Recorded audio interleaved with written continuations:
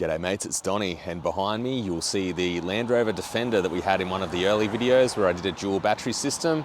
The owner of this car's decided that he wants to join the elite group of people that own Ford Rangers instead. So today we'll be ripping that old system out so that we can put it in the new car or just have it spare. It just doesn't need to go to the dealer when it gets traded up. So let's pull it out, and I know a lot of people were interested in what the end result was from when we installed it, so let's get stuck in and go through it all. Now that I've pulled a few of the wires out of the way, I just wanted to show everyone where it's a little bit neater. You can see a few more things. So you can see I still have these cables that are plugged in off the fuse box.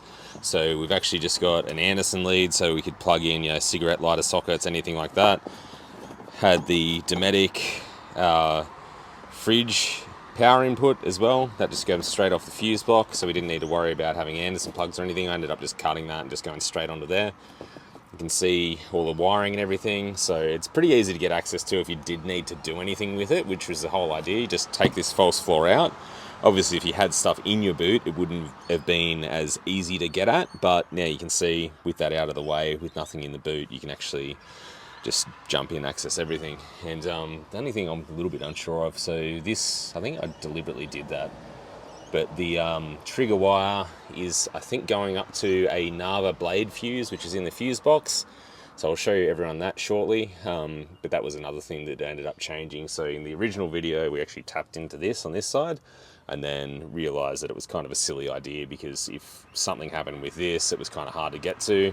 So instead, we ended up running the trigger wire up into the fuse box, which is on this side, and just used one of those Narva adder circuits so that you can actually have a fused output of power that comes down to here, tells the charger when the car's on to handle all of that. So yeah, time to get stuck into pulling it out. If we look a little bit closer here, we can see there was one cable clip that just went down into that plywood down there just to hold everything in place.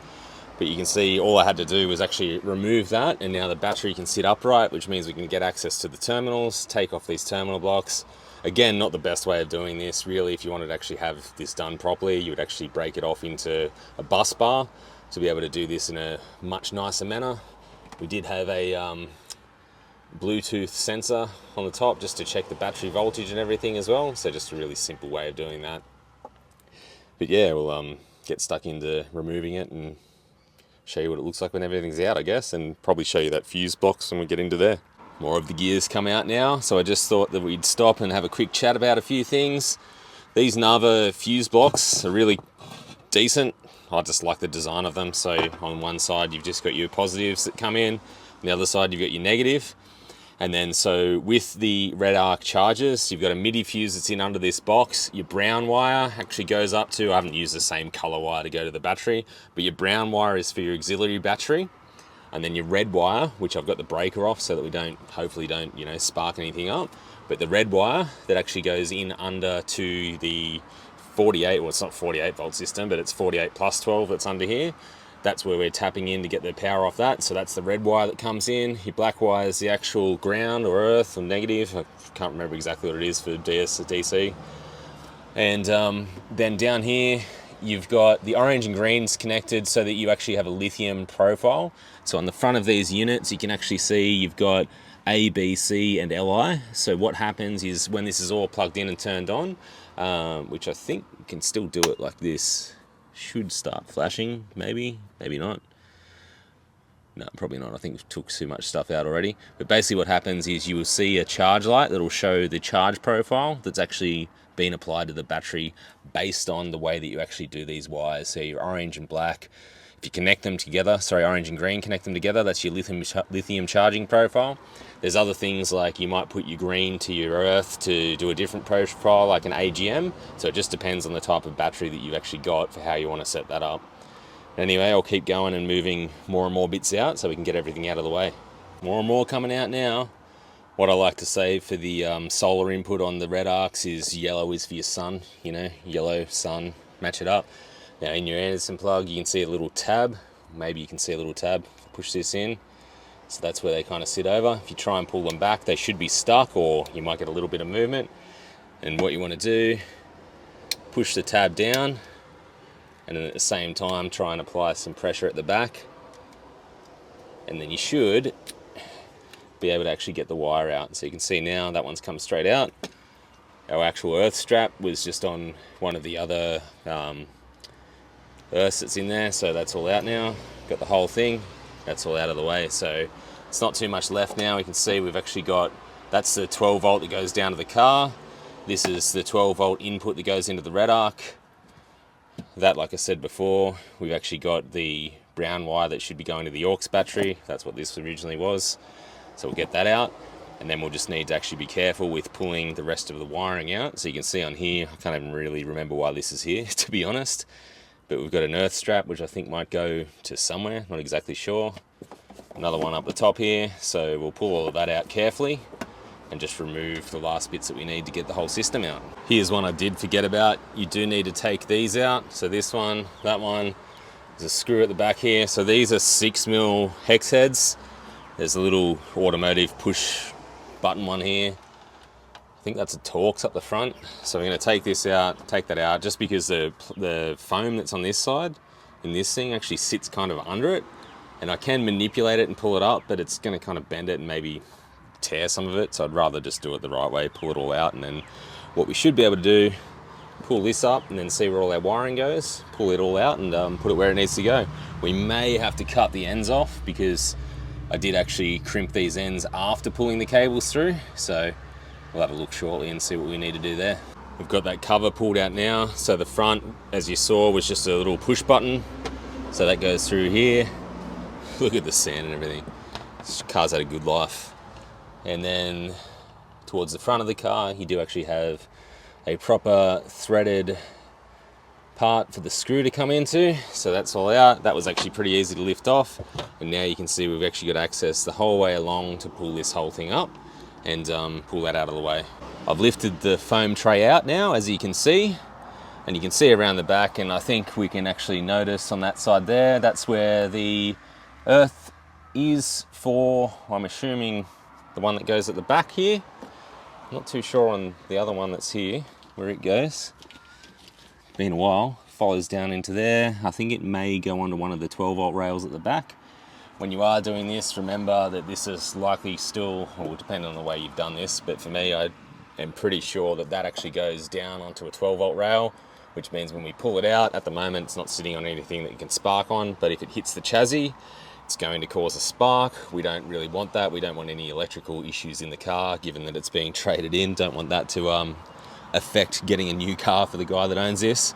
So anyway, at the back there, we'll pull everything through and we'll just have a look at where everything was wired so everyone can see all of that as well. But you can see what it was, you know, set up as. So you've got a cable grommet on this side just to bring everything through somewhat neatly, and then going into this side to be able to wire everything into that red arc. And then at the back, we've got the other earth that's coming through as well. So I can't exactly remember why I did that. It seems a bit odd to me to have both, but there was probably a reason for it. So anyway, I'll pull all of that out shortly and we'll have a better look. Well, it's all coming back to me now a little bit. So you can see we pop this through just down the bottom. There's a small hole in the bottom of the fuse box. Once the panel's on this, you can't actually see it at the bottom there anyway.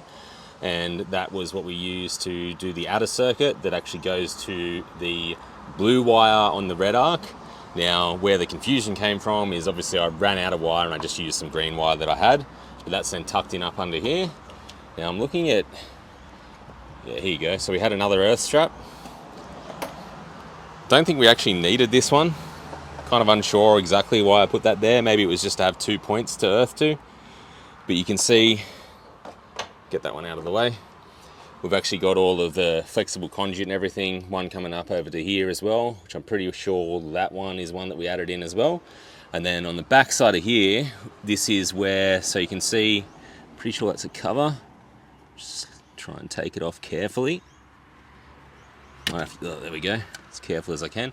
So that left-hand side one, I think if you remember back to the first video, this one is your 12 volt. The right-hand side from memory, which I'm pretty sure if you look back there, you can see it actually says 48 volt on the top of that. So this is for the mild hybrid or whatever system you want to call it. That is your 48 volt output that goes to that 48 volt system. This is a 12 volt input. I'm assuming that this is some sort of like device that actually pushes the voltage up. And then this one I believe is also, I can't remember exactly. I think it's another voltage output as well. It's not an earth or anything. And yeah, so when you tap into it, remember left hand side. If you do want to tap into this, if you've got it in your car, that's the one you want to get into. So for us, we're going to take that out because we're going to remove all of the wiring that should not be here and return it to as factory as possible. So yeah, you can see how we've kind of ran everything. There's plenty of room as well, as you can see when you pull that out. And if you didn't have all this, I mean, if you didn't have the hybrid gear at the back here, you probably wouldn't have this 12 volt to tap into. So it does make it a little bit easier for doing the system in the back. But you can see there's plenty of good spots to actually wire up to for your earth, for your 12 volt fuse in the back as well. So it's quite easy to actually get access to everything. But anyway, now that that's up there, I'll pull the rest of it out and we should be able to return it back to factory settings. That cable's now out, so the good news is that was what was doing our 12 volt positive, so we no longer have any power actually going through to the system anymore. We can actually pull some things around and be a little bit more less careful. Still be careful, obviously, you don't want to damage things.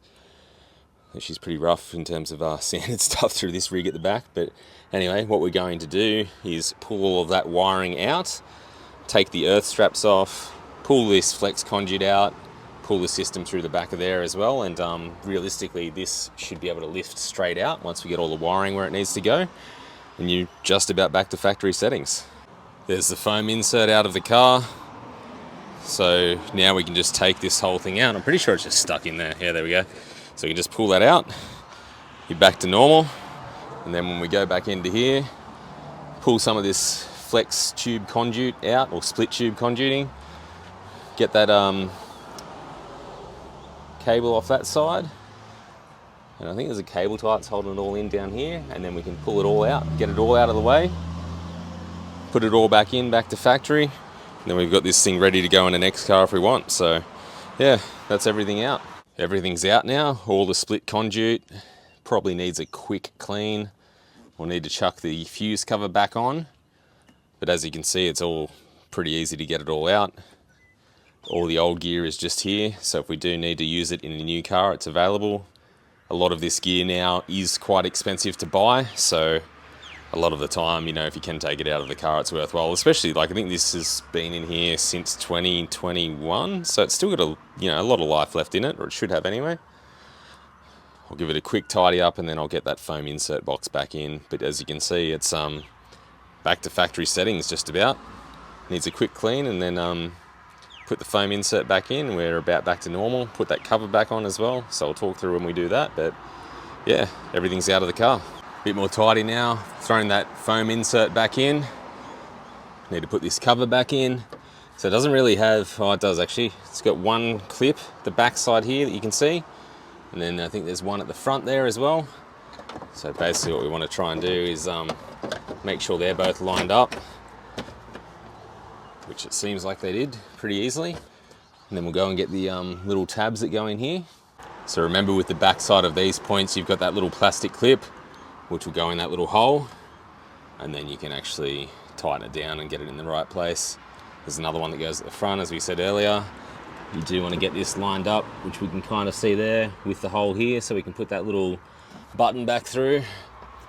I don't even know what they call it. I think they're like automotive interior pin, or forget, there's a special name for them, can't remember.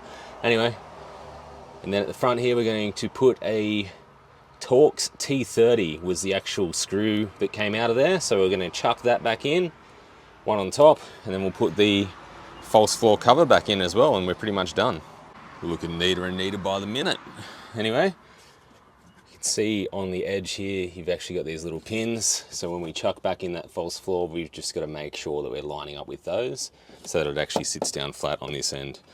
And then the last thing that we'll do is we'll just jump up the front, start the car. We have been playing with electronics, so we want to make sure that everything still works. But yeah, that's it. That's how it looked when it all went in, for everyone that ever wanted to know. Finally got around to that video, and here's how it looks when you pull it all out. And that's always a good sign. So the car still started, still can rev, you know, we can still drive it. That's always a good thing. Anyway, looks like it's all back to the way it needs to be. Well, that's the end of this video. Hopefully it's been helpful for you. So just took everything out of the car, got it ready to trade back in, got all the equipment out, ready to go into another car if we want, or sell it, or do whatever.